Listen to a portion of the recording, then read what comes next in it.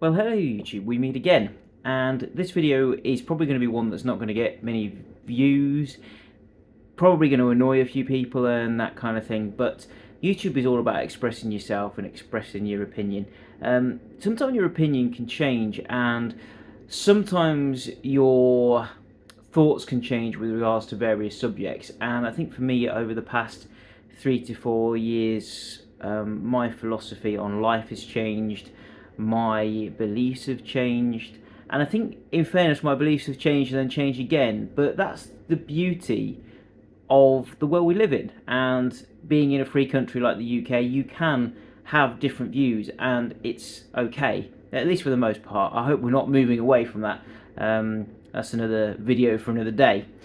But the thing is that I get, it really does get to me when you see people of all kinds of religions and the arrogance that I often find that exists within religious organisation. And I'm not going to single out Jehovah's Witnesses, I usually do on this channel, but actually, do you know what? I think fundamentalist Christianity has got a lot to answer for as well when it comes to this, because it's like, not just like this with Jehovah's Witnesses, but it's like this with a lot of religions, and certainly it was part of certainly an evangelical church that I used to be a part of, was very much like this in its behaviour as well. It got a very cult-like behaviour, which is a case of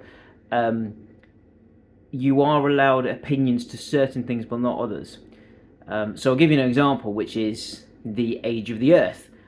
You weren't allowed to have an opinion that you believed it to be millions of years old. You had to believe in a young earth.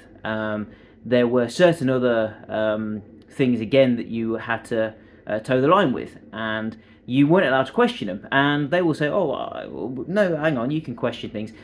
You can, to an extent, and perhaps you've got a bit more freedom to question things than what you do when a Jehovah's Witness, but the reality of it is that fundamentally you still need to believe the same thing. So I'll give you an example of a few questions that I asked which simply just didn't have any answers, which is that nobody knows who wrote the Gospels. These are 4 key parts of Christianity. Nobody knows who wrote them.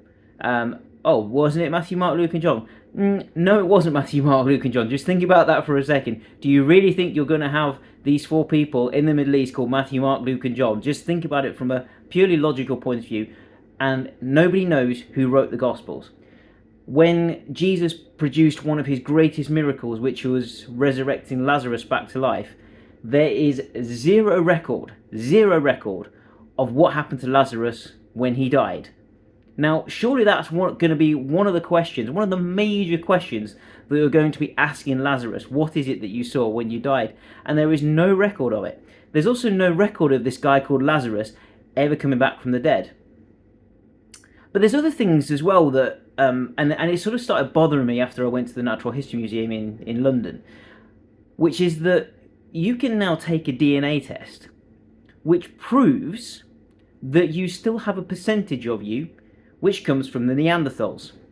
And guess what? This is all part of evolution. Yes, you can actually prove that evolution exists. Now, I know that some of you that are into Christianity will use the Ray Comfort thing. Oh, no, we don't believe in evolution, but we believe in adaptation. It's the same fucking thing, alright? So stop with this pretending that you understand what these things are when you don't. Adaptation is evolution. They are the same thing. So stop trying to hijack it and pretend like you know what you're talking about when you don't. Go to the Natural History Museum if you are prepared to have your beliefs challenged. There is a wonderful paper by a scientist called Richard Feynman, and I really encourage all of you to research it. And it's called The Necessity of Doubt. And it is a wonderful paper that he wrote. And I remember when I first listened to, not all of it, but a big quotation from it, and then went and read the whole paper. And it is just beautiful about how us as a society should always have that element of doubt. And it's one of these things where it sort of separates science from religion. When you are in a religion, you are not allowed to have doubts. If you belong to another religion, that's fine. You can have doubts of your Christianity, so long as your doubts are then encouraging you to become a Jehovah's Witness. And then they'll say, no, that's fine. But if you're doubting yourself as a Jehovah's Witness, no, that's not allowed. It's massively, massively hypocritical to have those kind of views. And I think it's massively hypocritical as well if you tell someone that they should question their own beliefs, yet you are not prepared to have your own challenged as well.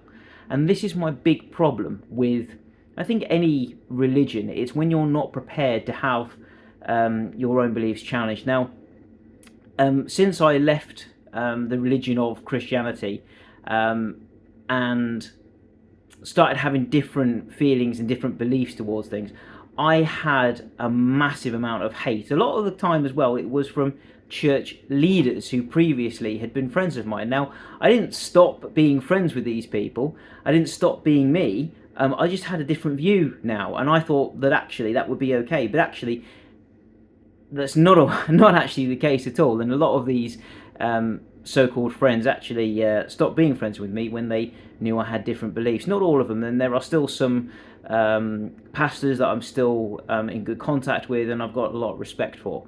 But funny enough, when these church leaders, when I said to them these are my problems, and I offered them to debate them in their own church, they hid and they said no. And I think the fear is that I think that the reality of it is that if I was to show some of their members some of the information that I got from the Natural History Museum, it would certainly stumble a lot of their sheep.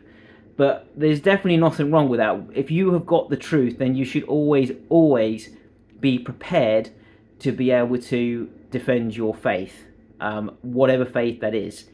And what the beauty of science is that it's always being questioned, and it's encouraged for you to ask questions. And I think that's one of the key differences with regards to religion and science. Science is always happy to put its hands up when it's got something wrong, whereas Christianity and other religious sects don't do that. They're not going to allow people to change their mind when it comes to certain things, like the validity of the Bible. That's an absolute fundamental thing. You can't question Scripture and still class yourself as a Christian. At least that's my understanding anyway. Others might have other standings, and that's another views, and that's fine too. But I think the other thing as well is that a lot of the time, and I know a few people have sort of asked me this as well about, do you see believers as sort of stupid and all that kind of thing? And I don't. And I think it's awful that people would say things like that for people that believed. It's a personal choice at the end of the day. And if you're not causing anybody any harm by having these beliefs, then wonderful. I actually think church is actually still a wonderful thing as well. I think having a place where community can get together and you can look after the elderly through it and that kind of thing, I think that's actually something that should be celebrated, this community spirit. And I think it's something that, at least in this country, we've really lost, I think, since the church sort of disappeared. And I'd love to see that sort of come into play again. So I think church can be a wonderful thing in some ways, irrelevant of whether or not you actually believe the things that are being taught from the pulpit. So that's my feeling on it anyway. And I think we just live in this age now where we